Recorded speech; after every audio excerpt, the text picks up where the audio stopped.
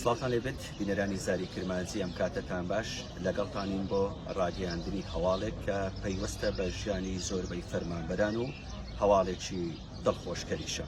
دوای چاوەڕوانیەکی زۆر بۆ فەرمانبەران لە بابەتی وەرگرتنی زەوی لەم هەفتەیە بە فەرمی ناوی زیاتر لە 15,000 فەرمانبەری سنووری ئیدارەی سربەخۆی سۆران دەگەڕێتەوە و یەکە و پارچە زەویەکی 200 مەتریان پێدەدرێت.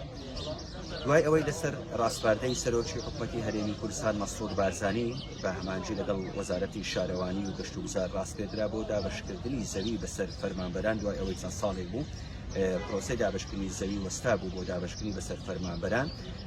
لە وەجبەی یەکەم بەشێکی زۆری فەرمانبەران پارچە زەوی خۆیان وەرگرتووی تیر و پشک بۆ ژمارە و ناوەکان کرا. لە ئێستادا وەجبەی دووەمی ناوەکان کۆتایی هاتووە کە زیاتر لە 240,111 فەرمانبەر سوودمەند دەبن لە وەرگرتنی زەوی لە قۆناغی دووەمی دابەشکردنی زەوی. قسەمان لەگەڵ سەربەست مەولود بەرپرسی بەشی یاسایی لە وەزارەتی شارەوانی و گەشت و گوزار کرد. ئاخۆ ناوی فەرمانبەرانی سنووری ئیدارەی سەربەخۆی سۆران لەو 240,000 فەرمانبەرە تێدایە کە لە بەشی دووەمی دابەشکردنی زەوی وەردەگرن.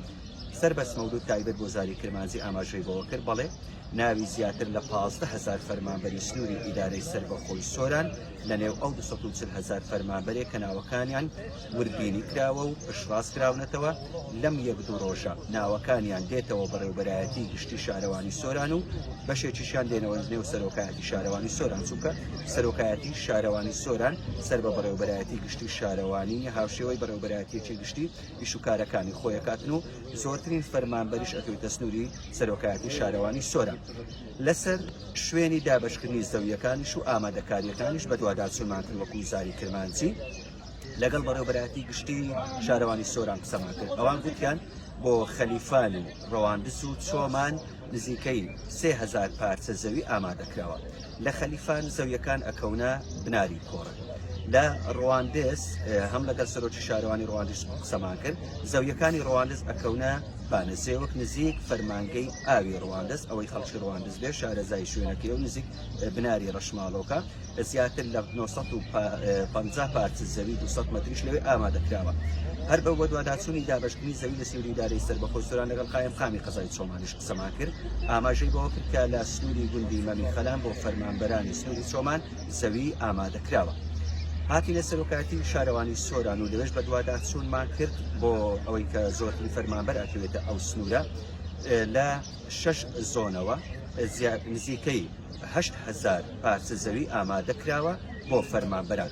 بەڵام ئەوەی سۆران بەشێکی هەندێک گرفتی یاسایی ماوە تاوەکو ئەو گرفتانە یەکلایی ئەبنەوە.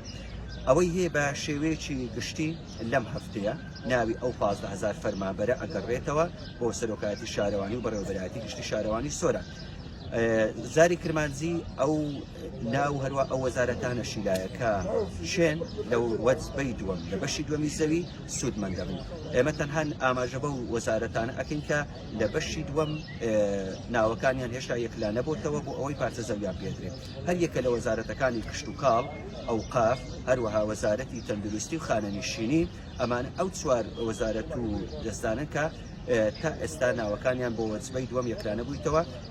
سەربەست مەولود لە بەرپرسی بەشی یاسایی لە وەزارەتی شارەوانی و گەشت و گوزار ئاماژەی بۆدا کە لە چەند ڕۆژی داهاتوو ناوی ئەوانیش تەواو ئەبێت و ناوەکانیان ئەگەڕێتەوە بۆ وەرگرتنی زەوی. ئەمە یەکێکە لەو بابەتانەی کە زۆرێک لە فەرمانبەران چاوەڕوانی بوون.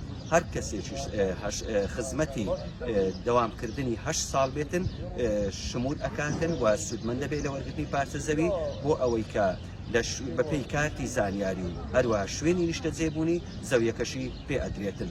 جا ئەوەی ڕەواندزۆک و گوتمان بانەزێوکە خەلیفان بناری کۆڕەکە چۆمان ئەوە دەکەوێتە نزیک گوندی مەمی خەلان، ئەوەی سۆرانی زیاتر لە دەشتی دێڵزیانە لەوێەوە ئەو شوێنانی کە دابین کراون و بۆ ئەوەی خزمەتگوزاری بۆ بکات و بەسەر فەرمانبەران دابەش بکات.